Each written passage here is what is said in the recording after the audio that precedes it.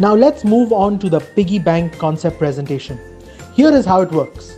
Mr. Client, as children, we have always heard of the concept of piggy banks. But did you know that there are 3 types of piggy banks that every smart adult keeps? The reason why they are piggy bank is because you have to break them when you truly need it. The first type of piggy bank is the emergency fund piggy bank. In this piggy bank, you keep around 6 to 9 months of your monthly expenses in case you need it for emergencies uses. Use this money set aside to cover large and unexpected expenses, for example, in case you lose your job or your business fails. The second type of piggy bank is the medical expense piggy bank. In this piggy bank, you set aside money to pay for medical expenses in case you fall sick and are unable to work. The third piggy bank is the future piggy.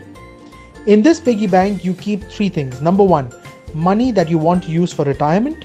Number 2, money you want to pay for your kids' education. Number 3, money that you want to pass on to your loved ones when you leave this world.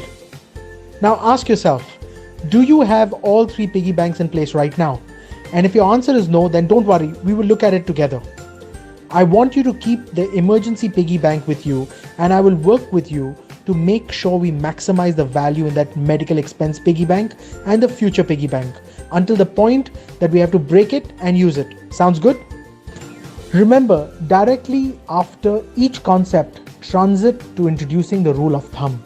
Now, Mr. Client, I'm going to give you the formula that I've given to all other clients so that you know how much money you should keep aside in those piggy banks. Just like the number of glasses of water you need to drink on a daily basis, there's actually a rule of thumb for savings and insurance. For the first emergency piggy bank, you should keep 6 to 9 months of your monthly expenses.